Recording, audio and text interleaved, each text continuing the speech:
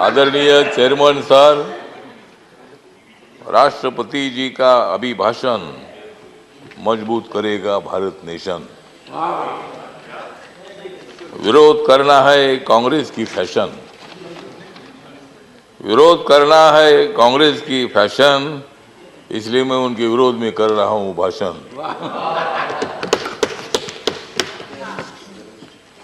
कांग्रेस वालों, जितनी बढ़ानी है उतनी बढ़ाओ दाढ़ी।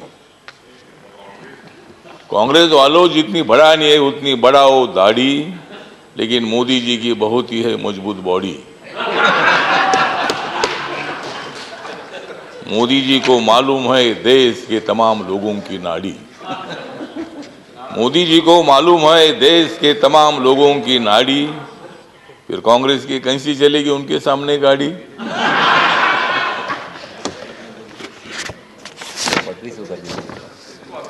मोदी जी आदमी है खास, मोदी जी आदमी है खास, इसलिए उनके साथ है रामदास। यस। मोदी जी को विकास की है आस, मोदी जी को विकास की है आस, इसलिए राजनीति में हो गए हैं पास।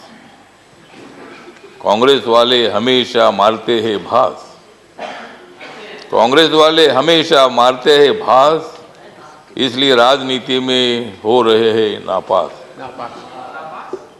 तो आज यहाँ माननीय राष्ट्रपति के अभिभाषण पर चर्चा हो रही है और कांग्रेस वालों का और अपोजिशन का आभार व्यक्त करता हूँ कि मतलब वो रोज वेल में आ रहे थे।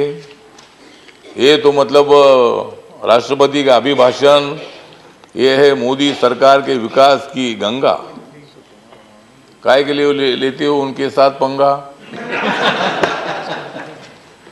तो दंगा छोड़कर आपने इस चर्चा में भाग लिया, इसीलिए कांग्रेस पार्टी का मैं आभार व्यक्त करता हूं, अपोजिशन का आभार व्यक्त करता हूं और यही आशा व्यक्त करता हूं कि आप हमेशा उधर ही रहेंगे और हम इधर ही रहेंगे। तो मतलब आप टीका करने के लिए, क्रिटिसाइज करने के लिए आवश्यकता है तो राष्ट्रपति जी का अभिभाषण जो है पॉइंट टू पॉइंट था।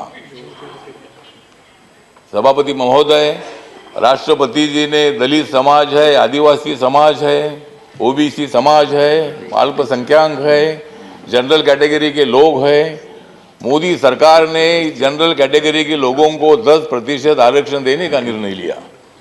मोदी सरकार ने schedule caste and schedule tribe का जो एक्ट है उसमें अमेंडमेंट करने का निर्णय लिया।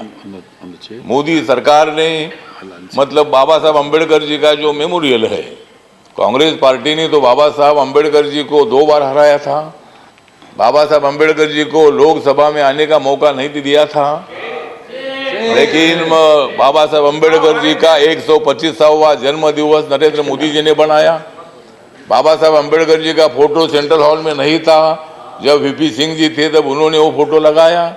कांग्रेस पार्टी को उसकी भी जानकारी तो नहीं थी कि भाई बाबा साहब का फोटो जी सेंट्रल हॉल में बैठकर बाबा साहब ने संविधान लिखा।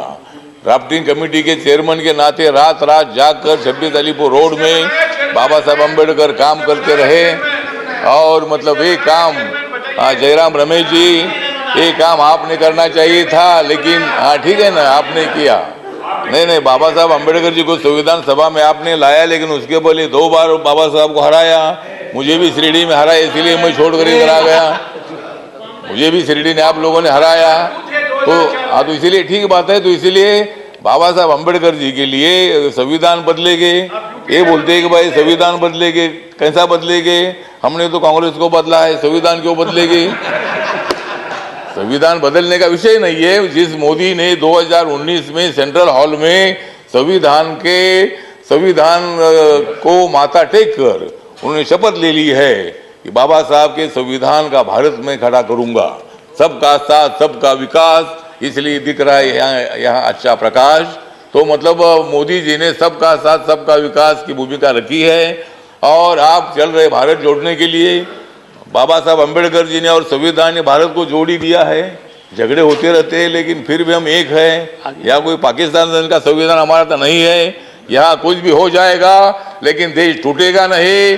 जम्मू कश्मीर भी हमारा है। अभी हमारे साथी बोल रहे थे कि 370 को हटाया है।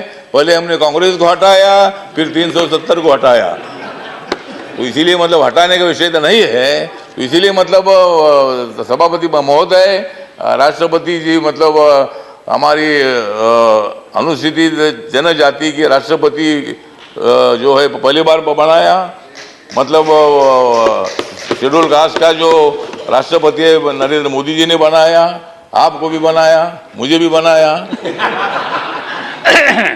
तो इसीलिए मतलब ये राष्ट्रपति का जो अभिभाषण है, तो इसका सपोर्ट करने के लिए जो मेरी रिपब्लिकन पार्टी ऑफ इंडिया है, बाबा साहब अम्बेडकर जी ने स्थापित की हुई पार्टी है, इस पार्टी की तरफ से इस अभिभाषण का सपोर्ट करने के लिए मैं यहाँ खड़ा हूँ।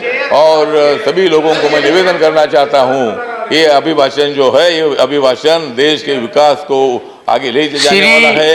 हमारी सरकार आगे बढ़ रही है, सभी लोगों को लेकर आगे बढ़ रही है। और भारत नरेंद्र मोदी ने जोड़ दिया है, आप लोगों को जोड़ने की आवश्यकता नहीं है। शब्दों के साथ मैं 2 शब्द खत्म करता हूँ। जय भीम, जय भारत।